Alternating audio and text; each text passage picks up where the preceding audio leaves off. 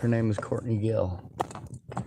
She's one of hundreds of people who felt the need to contact me about Natalie Bollinger. I don't know where she lives. I don't fucking care. I'm sure it's in my screenshots somewhere. I just had a conversation with somebody I've known for, holy shit, a lot of years. I want to say I met him in 2003, so that would be, 20 years. He was telling me about how things are down there.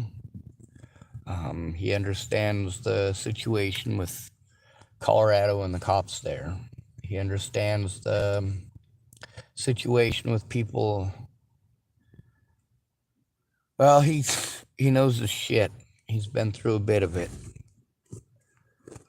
He's also lucky enough to be physically capable of working still, so that's a plus. He also knows a bit about the jumping through the hoops down there, so he's gonna look into housing for me.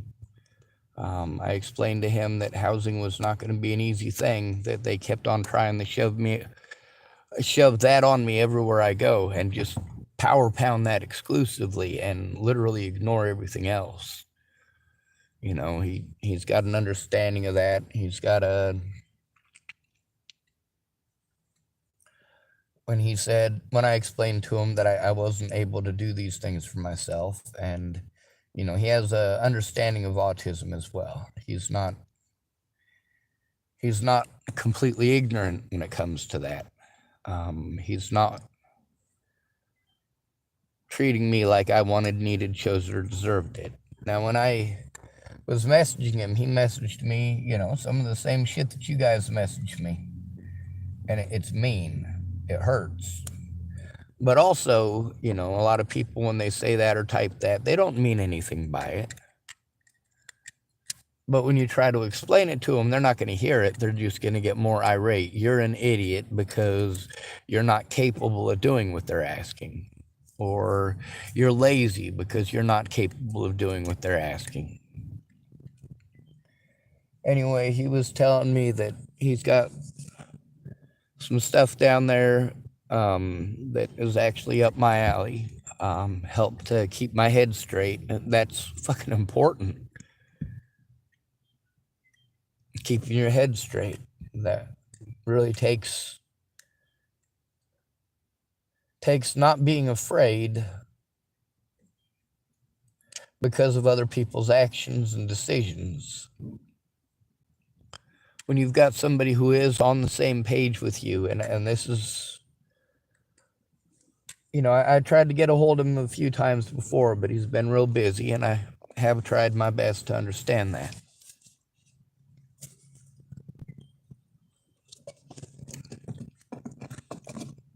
I also understand that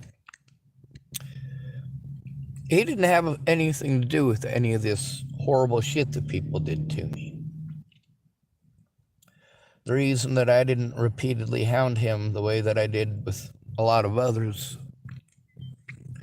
is because none of this was his. None of the responsibility was his. None of the bad decisions were his. None of the straight up cruelty was his.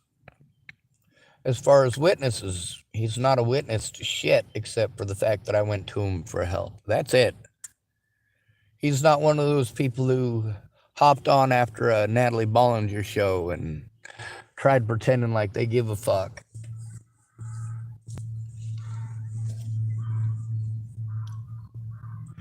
He said it's a good place to start over, and he also understands that I will need to be protected while I'm there. I can't do things for myself anymore. So having somebody in the local area that if there is a problem, we're not going to set it up so there's no contingency. I'm autistic. You can't just be unprepared for a fucked up situation, because when you're autistic, there will be lots of fucked up situations. People are ignorant. And you being autistic, there's no markers. It's not the same as having Down syndrome or later stages of cerebral palsy. I explained to him, he said he might be able to get me into some housing there for about $500 or $600 a month. And he's going to get started on that immediately. It will take a full week, being as he does have the job that he has, for him to be able to go through all that. So for the time being, we don't have an appointment time set up, which, that's really actually important. That's super important to have a time and a day to do it and then actually get to it. Now, the initial stages, it's not going to be able to be like that. There's stuff that he is going to have to, or things that he is going to do on his own, that it would be easier for me if I could hear it all myself. But also, if they're able to help me with this, it is something that is understood that I will have to have help for the rest of my life. That's important to note. That's important to understand. If there's an issue and I'm being abused, I have to be able to have someone that I can call and go in with me. And that's key. When it comes to abuse against at-risk adults, the reason that we are repeatedly abused is because people don't want to listen to us. They want to give advice over and over. I know that Louisiana is deep south. I also know that I can't handle the heat. That's true. I used to be a lot more resilient when I was younger, but I'm not that young anymore.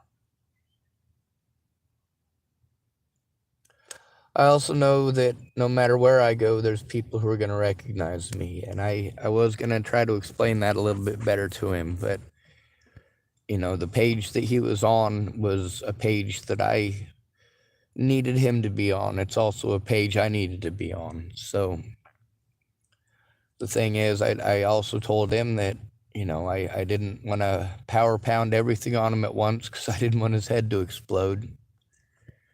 There's a time and place for everything. He can make the time and let me know that he will. He let me know about the support network that'll be there when I get there. He let me know that if I'm in that area, it is pretty essential to have a car, and my car's not legal. He knows that I can't drive it across the country. It's not gonna do anything good for me to get pulled over. So we're gonna have to find alternate means of getting there, and I'm gonna have to try to find a way to get my car sold.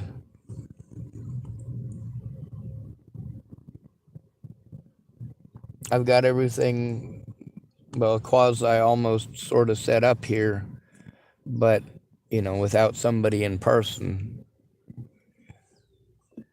without somebody to understand that I'm going to shut down, it will happen. And that abusing me for shutting down isn't going to make things better. So I guess I'll be going to Louisiana if I can get it set up. I know that does bring me closer to some of my other predators.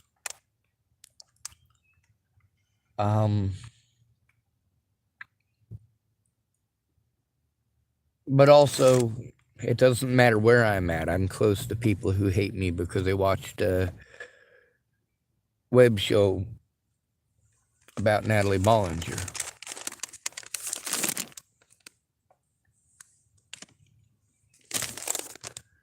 These people are evil. The Bollingers, the police, they are evil. They don't care about human beings when they're broke any more than you do. Once in a while, you get somebody who understands. Now, with the guy that I'm going to see, hopefully, if everything goes well, he understands a lot more than any of you do. He's been through some of it.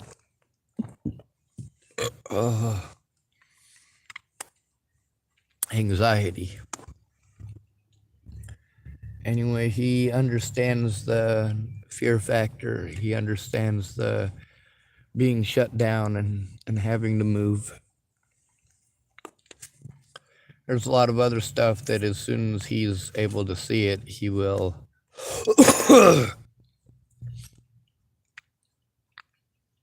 he will understand immediately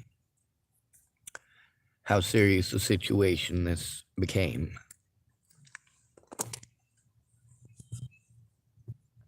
As far as the abuse that I continue to endure,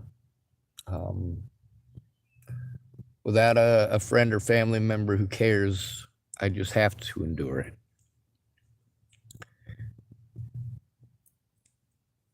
With him not interrupting me over and over and over again, and also with the fact that I knew what he was doing. He was servicing some chainsaws.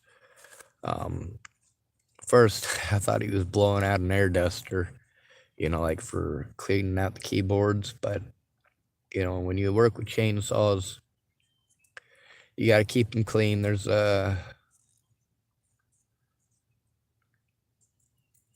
quite a bit of maintenance that goes into that.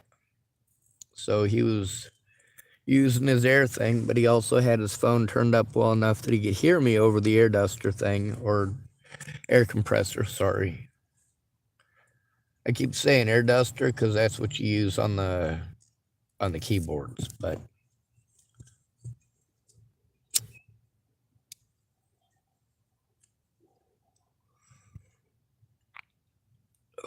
with what I was able to explain to him, he understood extremely well.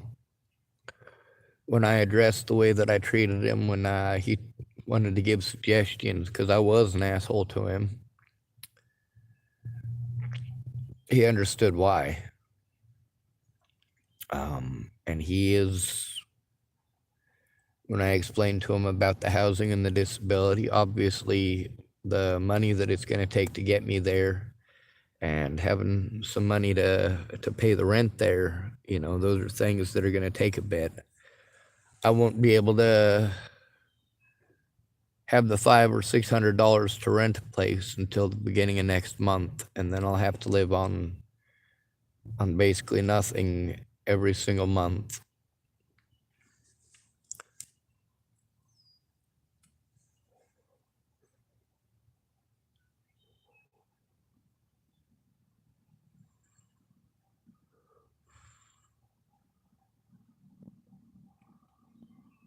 I got a lot of evidence. There's even some people in the area whose phone numbers I have that they said they could help me if I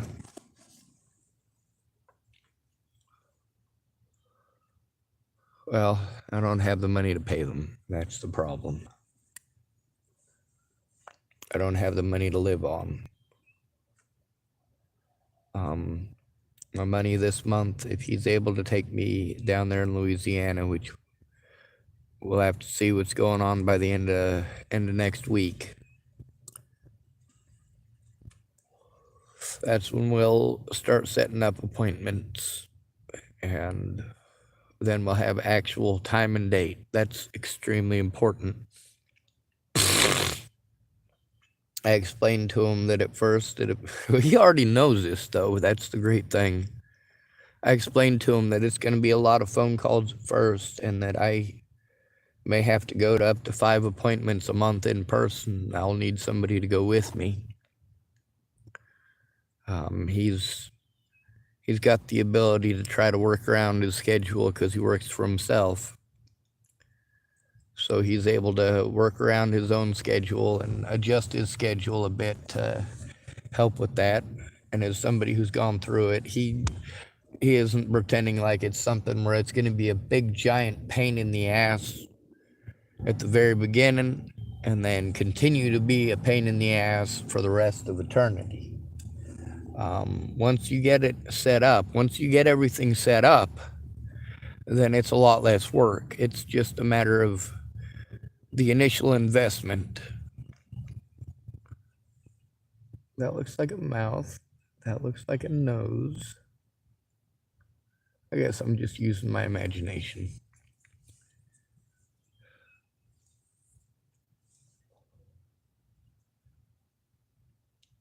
I didn't get aggravated at him for interrupting me because he wasn't. That's refreshing. When he stopped to tell me things, to tell me that he understood, it wasn't some long-winded story for 30 minutes. It wasn't 30 minutes of telling me he's in a hurry, he's in a hurry, he's in a hurry. He scheduled a time to call me. I let him know last night a little bit what was going on in texting, but I had to let him know I can't do it in texting. It hurts me when people want to text me suggestion over and over and over again, make a whole bunch of suggestions. It just gives me anxiety and makes me too afraid to even try to go to them for help. It makes it so that I know I'm not going to get heard. So with this guy, knowing him in person, him having gone through some of this stuff himself, it's sure it's not Sarasota, Florida,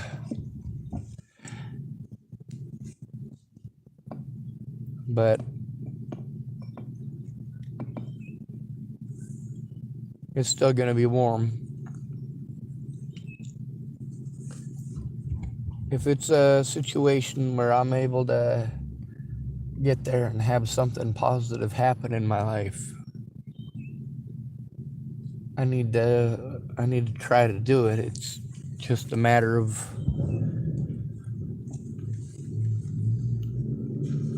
when you go to see your friends and you get there and it ends up that they're all screwed up on meth, they're all screwed up on alcohol, and they don't even know what's going on most of the time, that makes it scary. For him, he is a sober person. And that's important to take note of. As far as services here that'll help me to get down there, I don't know.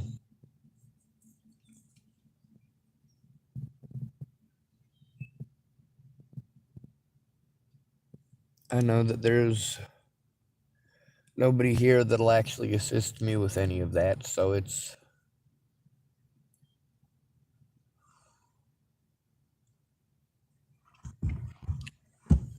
obviously moving again is a real scary situation for me, especially when I don't have the money to do it. He'll try to get me into housing down there before I even get there. That way I don't have to squat in his backyard or something like that,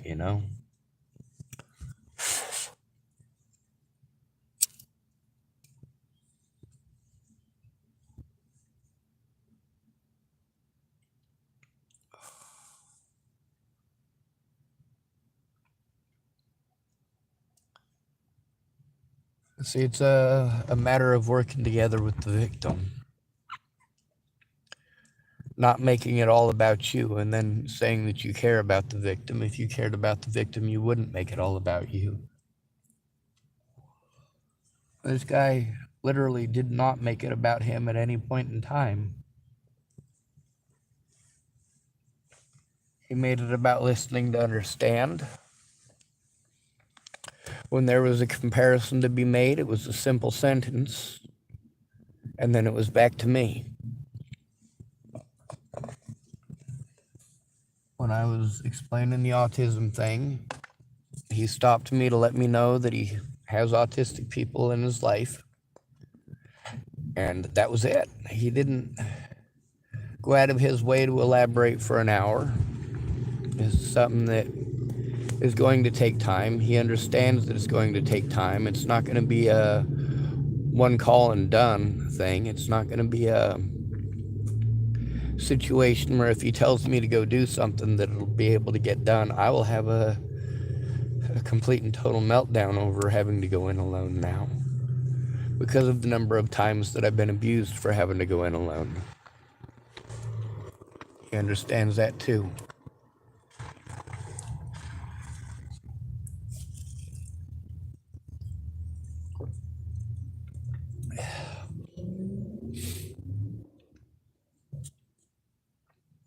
I suppose I ought to head over to Fred Meyer's and plug everything in and try to start research in Louisiana. And I suppose I ought to get his address so we can have some correspondence, or so I can send my things to him. We're gonna try to see, what he can come up with in the next week, and I'm gonna look up what I can. Y'all know I do a shit ton of research. Obviously, that part will be easy for me. Anything that I can find out about the local area. I do, like I said, I have to be close to somebody that I know, and I do know him. I have to, if somebody harms me, I have to be able to call somebody and say, hey, I've been harmed, and have them come and help me to turn it in instead of allowing me to be walked over by law enforcement. There are several of my predators that live in that area and surrounding states that are very familiar to me. Not the surrounding states, but the predators. So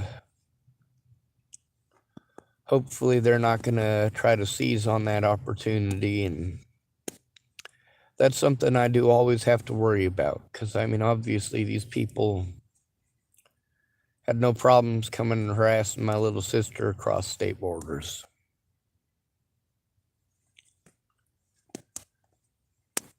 As far as the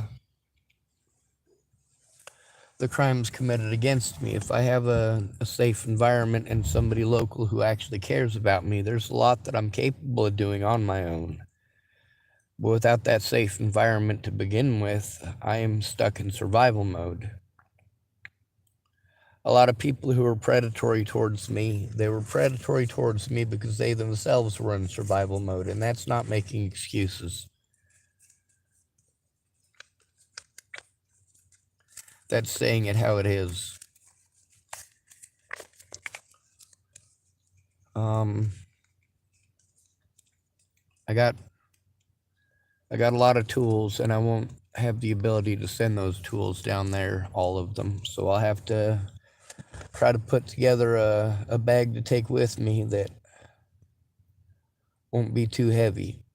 But the most important thing is to get my paperwork sent there. So I'll probably get off the phone now and make that effort. There's a lot of people who became highly predatory that had good intentions to begin with. They just didn't like being called out, and who would be? But also, I didn't call them out out of some hatred for them, out of some sense of evil and destruction, blah, blah, blah. I did it because it's the truth. Anyway, it's good to be rid of you. Thanks for coming to visit. Stay out of trouble or don't get caught. Fuck.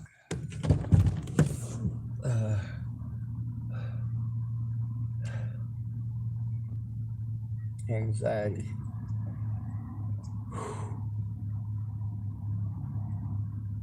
I just gotta Gotta gotta try not to take gotta try to not get taken advantage of between now and when we're actually able to get something coordinated and done. When you say something takes time, you're right. Most of you, when you say something will take time, you procrastinate and never get started. When you never get started, it doesn't take time. It's never going to happen. See, it takes a lot of time from when you first start to when you finally get the help that you need. It does take time. But if you never help the victim with that first start, they're just stuck being perpetually treated like trash, stuck perpetually being abused, perpetually being victimized over and over again. Having somebody who understands false accusations, that helps too. When you've been on the streets of Boulder, Colorado, you understand what false accusations can do to a human being and to their life.